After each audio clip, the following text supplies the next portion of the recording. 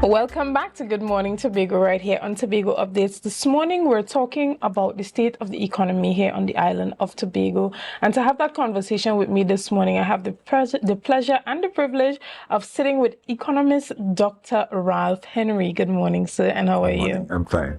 A very humble guy indeed.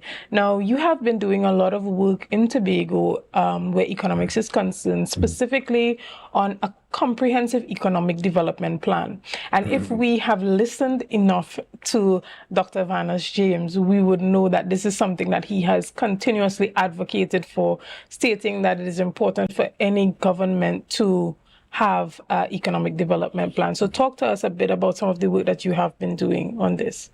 Well, back in the first decade of the 21st century, I was involved in preparing a comprehensive economic development plan for Tobago.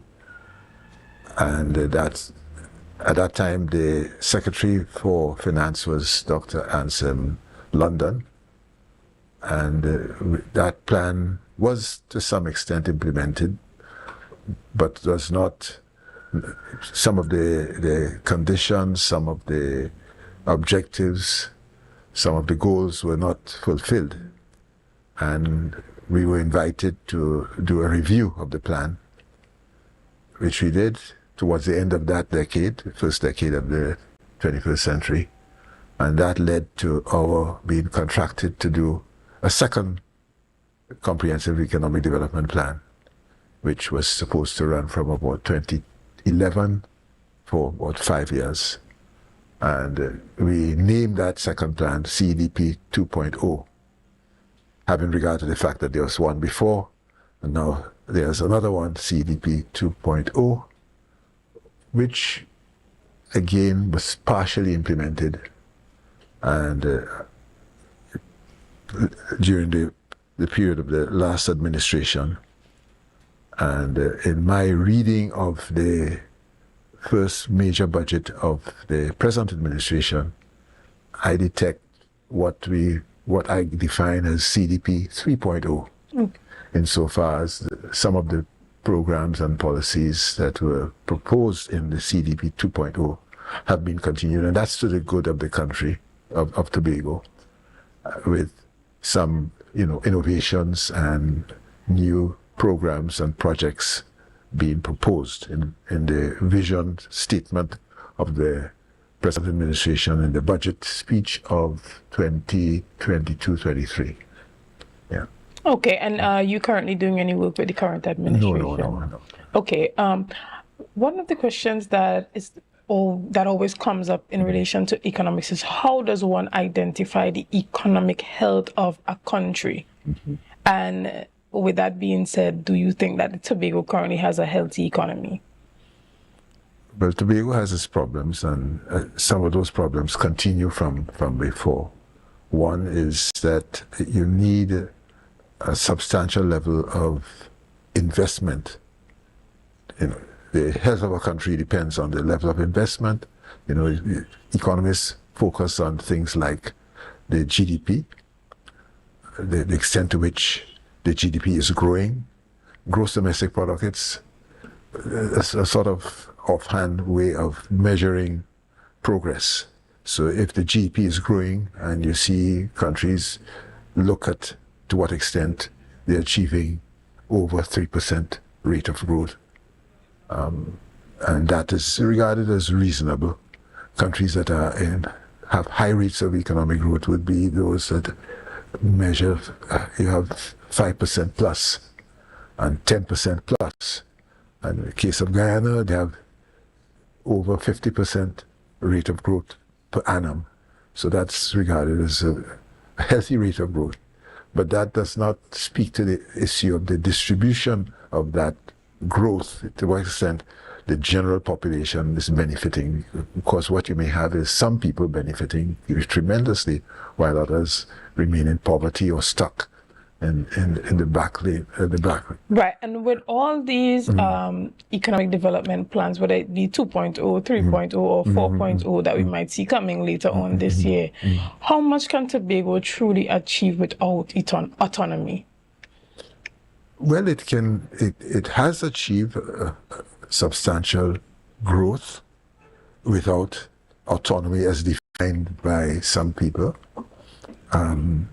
Tobago is part of the state of Trinidad and Tobago, and to the extent that the country is growing, Tobago does benefit from that growth.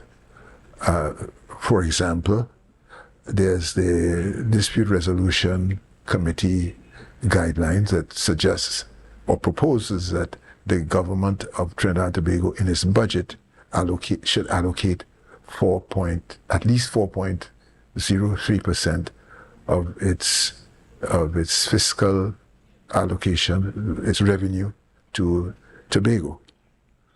That allows, if the economy of Trinidad and Tobago is growing substantially and the government is allocating from its revenue, because as the economy grows, the government is likely to find that there are more resources to the state. And if 4.03% of that growth is allocated to Tobago, it means that Tobago can grow.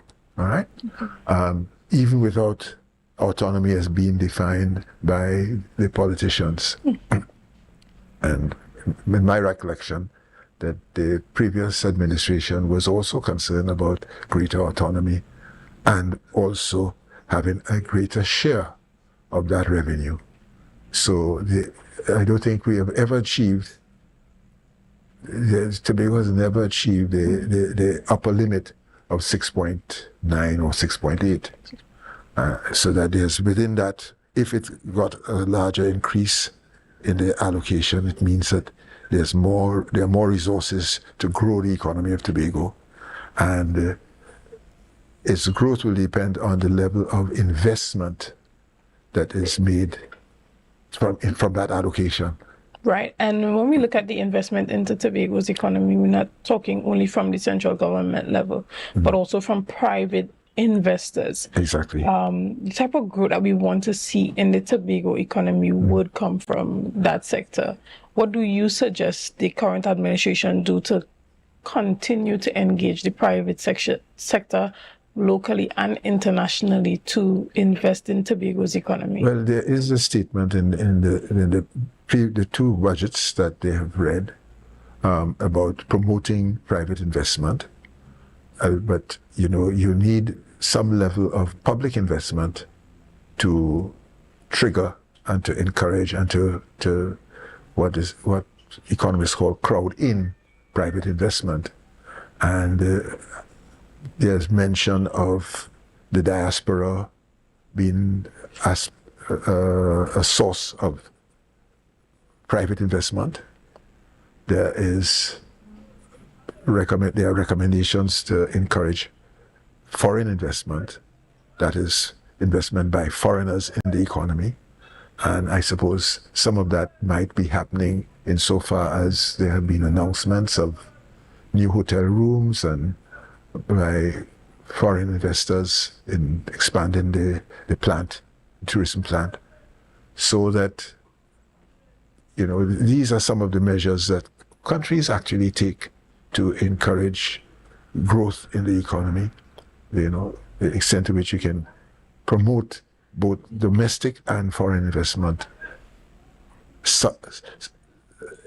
substantial enough to complement or to increase the overall investment in the economy, while the government itself continues to invest in roads and other kinds of physical infrastructure like ports and airports and that kind of thing. We're going to expand on that a bit more as soon as we come back from this break, guys. See you soon. It's a brand new morning, rise up to a brand new dawning. Good morning, Tobago.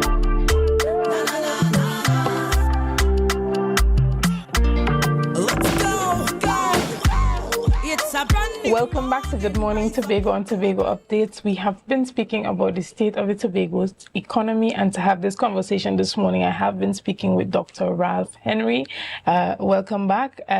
Before we left, we were talking a bit of some of the development projects here on the island where by private sector investment would really assist Tobago as opposed to solely depending on the central government for our development budget. And in your time of creating the Comprehensive Economic Development Plan, talks about implementing a new deep water harbor port for Scarborough. Mm-hmm. It has existed since then. Yeah. And we see that the Secretary for Infrastructure, Mr. Trevor James, he came with a new plan for Scarborough, which also included a new port area. Talk to us about how long this conversation has been had and how long you think it would take to truly implement something of this magnitude. Well, I'm not an engineer, but my sense of it, it's you're looking at least 2 to 3 years, assuming that you've identified exactly where the port will be. I was on the board of the Cove facility, Cove Industrial Estate, and one of the challenges that one identified during my period there, it was that you needed a kind of port facility to treat with the kind of investment that needed to be made at the Cove Industrial Estate, where you'd have a lot of goods to be exported, to be imported and to be exported. And the port facilities were just inadequate. The discussion then focused on a floating dock, to what extent you can, because there are places in the world where you have a substantial floating dock that allows you to land, a lot of equipment and goods, etc., to import into the country as well as to export. And so that was reviewed, and nothing ever came of it, actually, because to do the port in Scarborough, it's a major investment in terms of the nature of the conditions, in terms of having to mine and to get into a level of depth such that you can have really huge vessels coming into the port. So do you recommend that this administration... I'm not an engineer. Right. Maybe seeking international partnerships for places who have done it and has done it well. Yeah. So maybe come to Tobago and assist with the assessments and the engineering. Well, I imagine that is being done if they have decided that Scarborough will be the port. There's an interesting history about the port in Tobago. Most countries in the Caribbean, the port facilities are on the west. Scarborough Port would be on the east, subject to the vagaries of the Atlantic. Way back in the period of slavery, it was thought that Plymouth would have been the ideal location for a port back in the period of slavery. But the colonial officials at the time thought that you'd have sailors British sailors landing in Plymouth, and they would corrupt the slaves by their behavior. And the slave owners didn't fancy that idea of having a port there.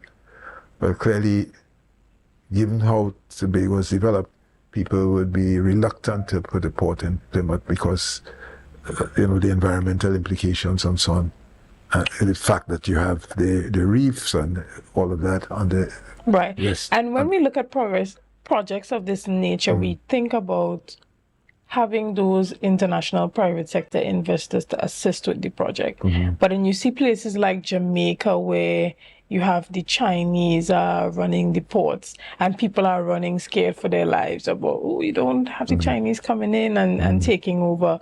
So how do we have that proper balance between having international investors who have a vested interest in seeing our economy develop as opposed to exploitation?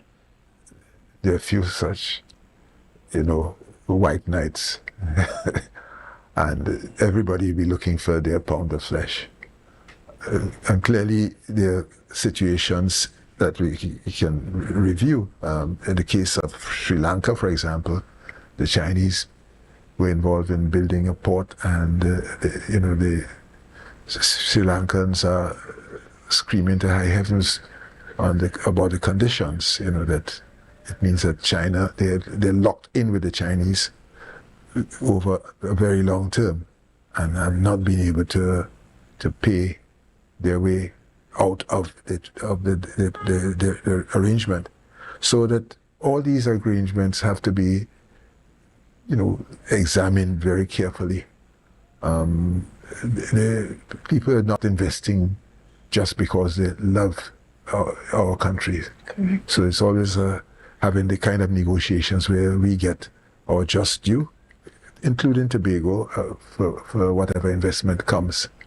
The private sector might come, a large-scale private sector might want to invest in a port in Tobago, but they will want to see the returns.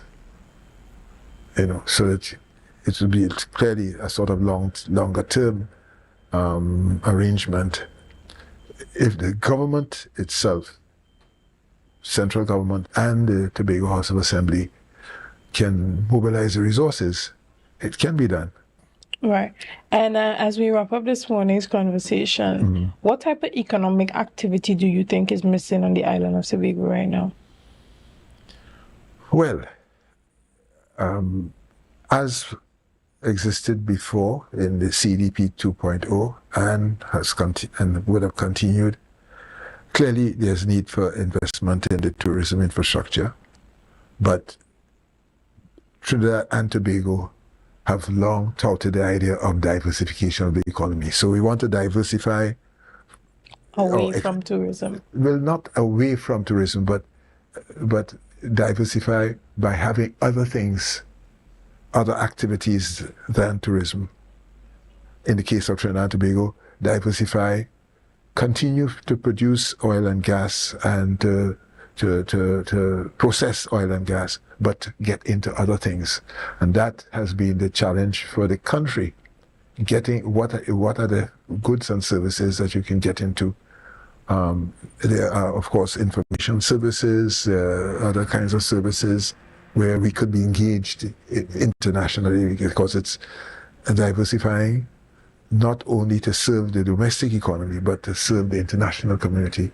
And in that context, we have to look at the impact of globalization and now deglobalization, where previously, there's the assumption that there's a global economy out there and one could find ways in which we can participate with other goods and services. Right. Now, there are restrictions being imposed by the Americans. They want to have inshoring, so they want to bring back activities that were previously done outside. And since COVID, of course, there's more of that. And it means that they want to have more production within the United States. Mm-hmm. We still have to be looking now and identifying possibilities.